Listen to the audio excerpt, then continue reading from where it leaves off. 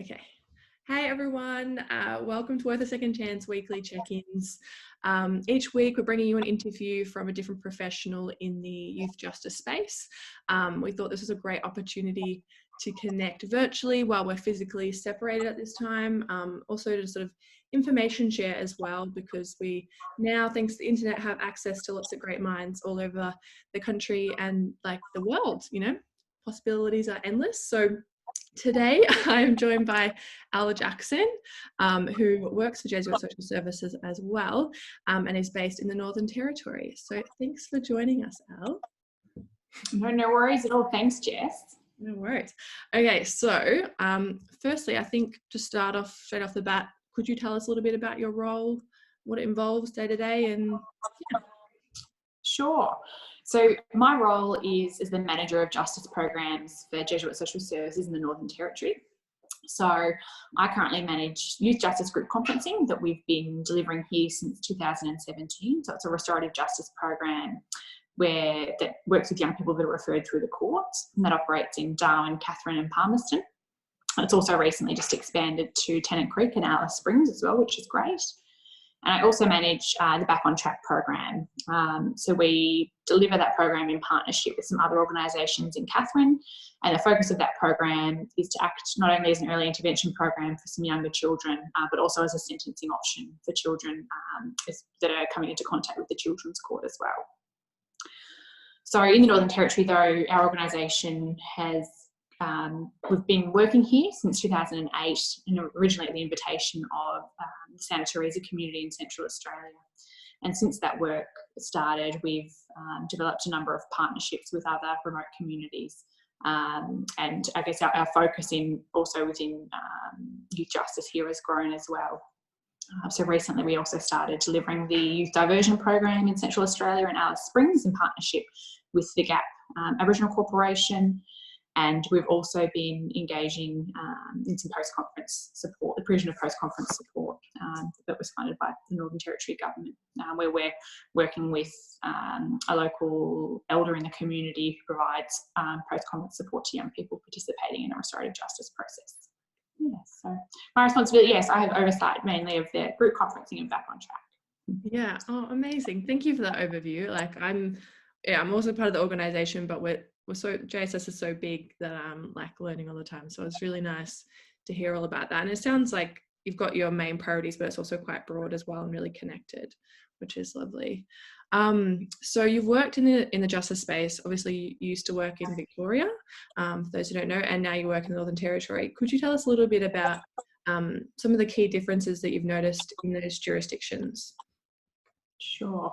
So I think certainly it's really important to acknowledge from the outset that Victoria and the Northern Territory are vastly different. I think different jurisdictions on different journeys in a range of different areas. But I think the common ground would be that both jurisdictions are currently on really a path and a journey in relation to improving their youth justice systems. So I guess our work here largely started as a result of the Northern Territory Royal Commission that people would be very, very aware of, that was, I guess, called for, implemented following the Four Corners exposure into the treatment of children and young people at the Dondale Youth Detention Centre. So since that time, as a result of a number of those key recommendations, the Northern Territory Government's been really on a journey around reforming youth justice. So that's where a lot of our work, we've become involved in a lot of our work in that sense, particularly within the youth justice group conferencing space and also within Back on Track. I think the Royal Commission, as we know, identified a range of areas and key priority areas that needed attention within the Northern Territory's youth justice system, but not only from youth justice, but from a broad range of other services as well. So also child protection and whole of government response. So we also know too, I think, that the even small, geographical things in comparison from the Northern Territory to Victoria are really different. So we might have young people that are living in some of the most remote communities in Australia that are, potentially being involved with the youth justice system, which is incredibly different to young people living in urban metro settings in Victoria, for example. So whilst I think too there's some commonality in what can lead young people to involvement in the youth justice system in both jurisdictions, there's also some really key differences and some really nuanced things that maybe lead to that involvement for young people in the Northern Territory in comparison to Victoria as well. Yeah, for sure. Thank you. So at times, 100% of young people in detention in the Northern Territory are Aboriginal and Torres Strait Islander background. Obviously, a lot of our viewers and people viewing this right now who are working in this space will appreciate why that is. But would you be able to, for those who might not be as familiar, speak to that? Sure. So I think that when talking about the overrepresentation of Aboriginal children and young people in the criminal justice system nationally, you cannot go past the broader impact that continues today on the colonisation of Australia, that we know that pathways into a range of different systems, particularly the justice system, the care and protection system, have been caused by and driven by the impact of colonisation and the impact of the stolen generation, and those impacts that are very much still seen and evidenced today. We know that many of the young people that we work with now, even though they might be children as young as 11 and 12 through to 17, are still feeling those intergenerational impacts of what has occurred in having their land stolen from them. And that's something that's then really disproportionately impacted young people being involved in the criminal justice system now. And when I say that sort of has continued to today, because we also know that disproportionately poor policy responses in the Northern Territory have impacted Aboriginal people. So from things like the intervention and cashless welfare to things like the current age of legal responsibility in Australia as well. I think the other really, in terms of looking at the overrepresentation of young people, Aboriginal young people in the youth justice system, we know that education plays a vital role in keeping children out of the youth justice system. We also know that for children in the Northern Territory, English is often a third, fourth or fifth language that they might be speaking. So when you have, I think often what we see is that tension between having an English Western-based education system at tension with young people that are living on country, speaking potentially English as a third or fourth language, and then that sort of process that starts a disengagement from school as they're getting older when education isn't tailored to meet their needs or in their first language. And we know that there's a lot of colleagues in this space doing some really brilliant advocacy on the need for a First Nations-led education system here as well.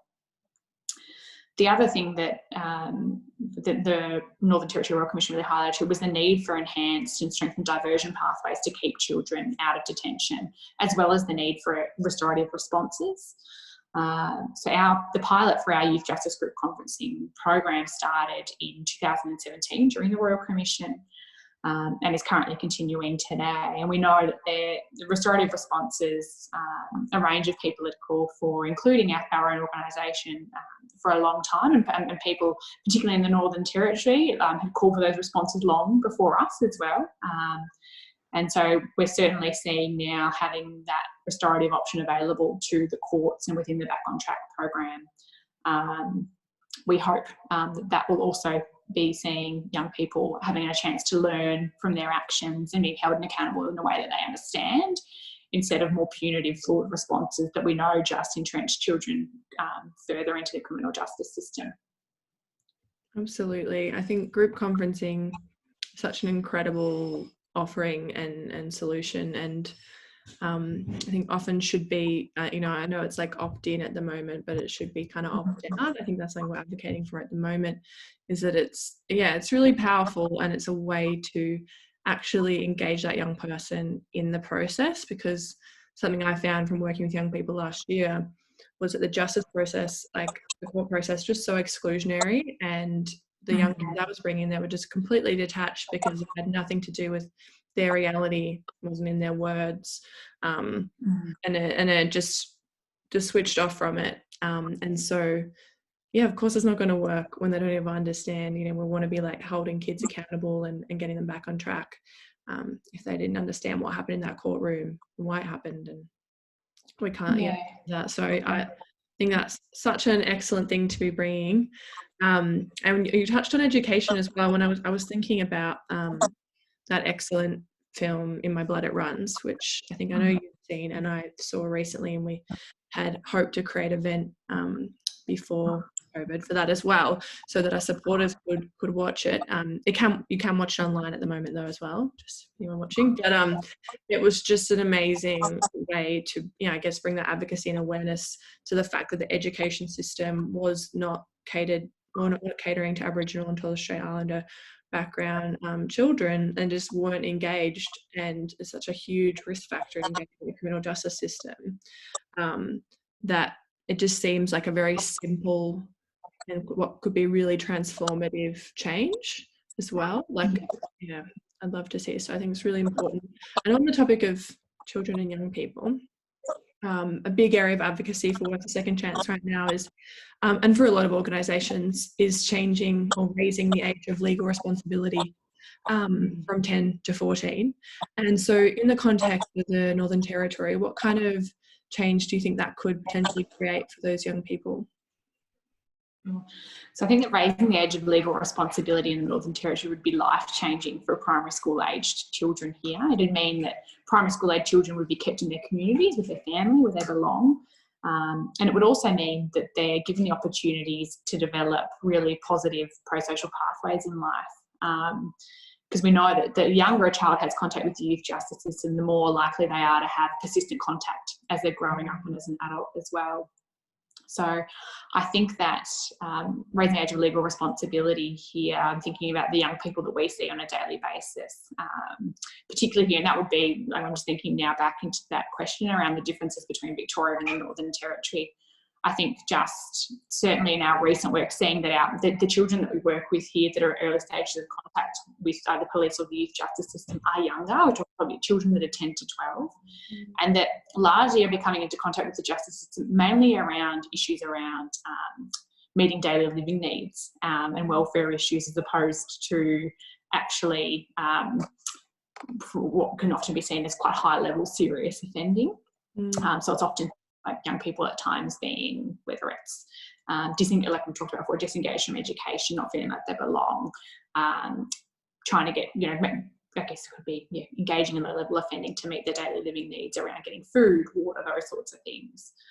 So I think raising the age of legal responsibility as well would see that it would also recognise, and you brought up In My Blood It Runs, and I think that's a brilliant film and really highly recommend everyone to see it. And they're doing a lot of that education advocacy at the moment that I spoke about before. But I think what that really showed, and I think certainly we see in our work here, is that I think so often the system is deficit based and focusing on what a child doesn't do well instead of focusing on harnessing their strengths. So children that are can speak 4 different languages, that have so many strengths around culture and community, that have really important roles in their family, that children often aren't seen in that light. They're seen in a light that criminalises their behaviour, that's often driven by a range of other responses that I've sort of mentioned before. I think too, we talk about raising the age of legal responsibility and accountability too. So raising the age doesn't mean that you don't hold children, accountable. What it recognises, though, is that there's a way that children can be held accountable by learning from their actions in a way that they understand.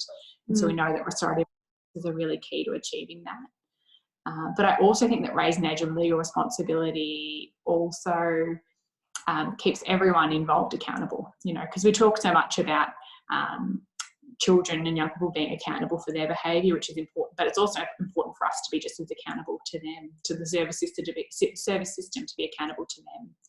And it's, I think the consequence is forever on us to get better at what we do as a service system, as opposed to young people needing to constantly have consequences for all of their actions.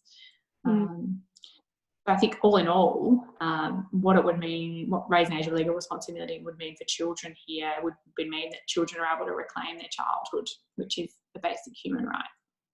Yeah, beautifully said, Al. Absolutely. Just being able to be children and, like all those, the rights of the child, like be able to engage in all their rights to feel safe, to feel included and engage in education and to be able to play. just, right to their childhood as well. And I think, like what you said as well about, when we raise the age, it doesn't mean we're not holding kids accountable, but it does mean that we're accountable to understanding and responding to why it is that they might be acting in that way at such a young age.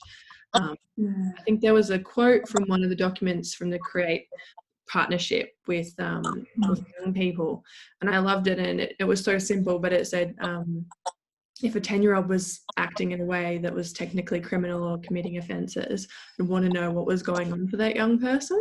I was like, yep, that's it. Like, young people, they just exactly. We often say to, children that are under 14 that are in contact with police or like they're children in crisis. It's interesting. I was having a conversation with a colleague here this week, and we were talking about how I think doing this work and working with other stakeholders to do this work regularly, people sort of seem to forget that, involvement with the youth justice system or entering detention is an adverse childhood experience. Like, it's not a developmental milestone that's on the list for kids to tick to meet, but yet still as a community we accept that that's a standard for some kids, when actually what's gone monumentally wrong in a 12-year-old child's life for them to end up in early stages of contact with police, or the 14-year-old who's in detention. I think we really need to look at what the functionality is of those behaviours and see how we can best support children to, make positive changes so that they can actually be the young people that they want to be as well, because they're young people with goals and with dreams and who want to be out of this situation as much as the broader community wants a resolution to youth crime as well. So I think that's that we all actually want the same thing here. Young people don't want something that's different to us or to the broader community. They want to live in a place that's safe where they can thrive as well. So I think that's what's important to remember too. Absolutely. Yeah, I think that is often missed for some reason, that the young person has hopes and dreams and wants to feel a part of the community and wants to feel like they've got a future that looks bright and exciting. But I think, what I love about Worth a Second Chance is how we're sort of highlighting, I guess, the importance of hope for young people as well, like having that hope and how that can transform actions. And there's real possibility for us to work together with those young people to make that happen and tap into that. But that really involves, going beyond just looking at the behaviour and seeing the person and the young person. Yeah, absolutely. Oh, well, thank you so much for talking with us, Elle. I just loved hearing you speak about all of that. It was incredible. No worries. Thanks for inviting me on. No worries. All right. See ya.